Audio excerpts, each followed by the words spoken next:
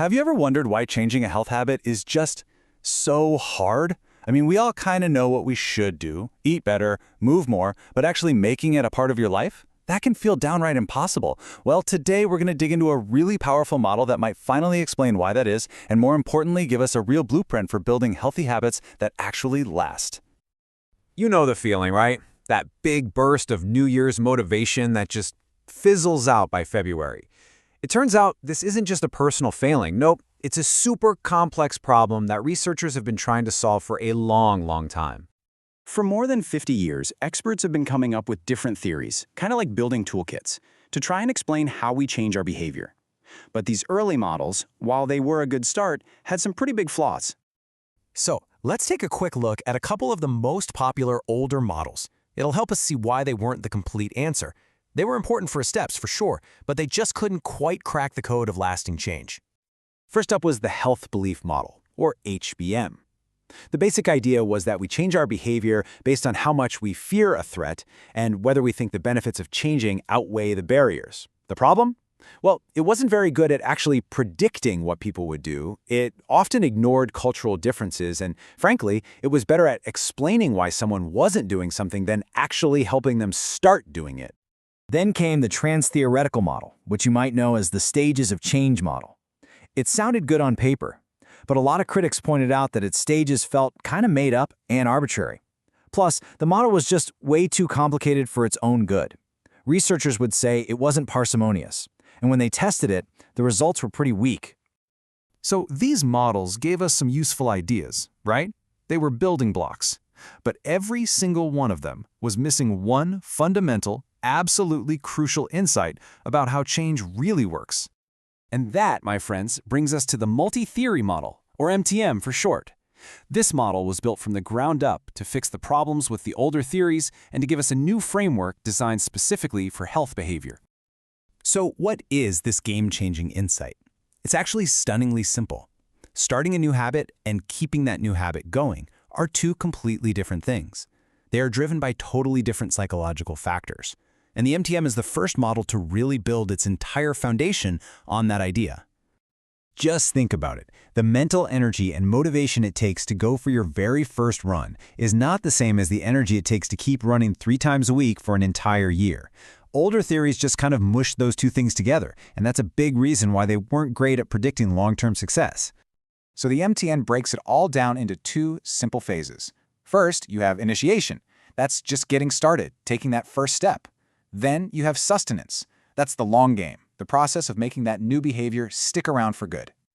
All right, so let's dig into that first phase. What does it actually take to get started? Well, the MTM says there are 3 essential keys to unlock the initiation phase.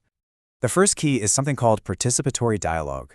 Now, this isn't about someone lecturing you. It's a real, honest, two-way conversation, either with yourself or with someone else, where you genuinely weigh the pros and cons. It's about exploring the idea, not being told what to do. Key number 2 is behavioral confidence.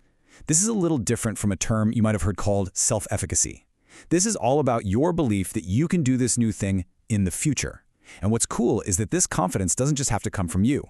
It can be boosted by your partner, your doctor, or even your faith, which makes this idea work way better across different cultures.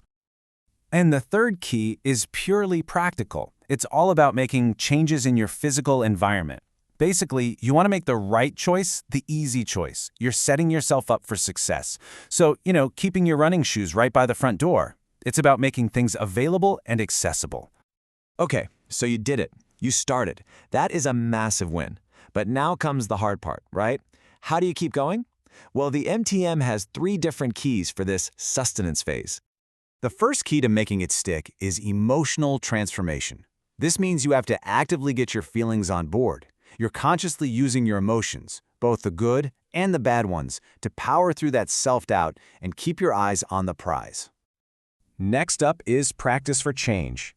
This is based on a really cool idea called praxis, which is basically a constant loop of reflecting and acting. You're always thinking about the habit and making little tweaks to your strategy. This could be something like keeping a journal to track your progress, or setting out your workout clothes the night before so it's one less barrier in the morning. And the final key to sustaining change is change in social environment. This means you have to be intentional about building a support system. You've got to tell your family what you're doing, find a friend to go to the gym with, maybe even hire a coach. You're actively creating a team to help keep you on track. So when you put it all together, you can see that the MTM isn't just another academic theory. It's a really practical blueprint that you can use to figure out exactly why you're stuck and what you need to do next. So here it is, the whole model in one spot. This is your cheat sheet. If you're having trouble just getting started, you need to focus on that column on the left. Have that conversation, build your confidence, and fix your physical environment. But if you start and then keep falling off, you need to look at the column on the right. Get your emotions in check, create a daily practice, and build that social support. Really, the big takeaway here is that by splitting starting from sustaining, the MTM gives us a clear, actionable roadmap. It's about knowing which tool to use at the right time so you can finally make changes that stick. And that leaves us with a question to noodle on. What's one habit you're trying to build right now? Looking at this blueprint, which one of these 6 keys really jumps out at you? Which one feels like the piece you need to focus on right now to either finally get started or to make it stick for good?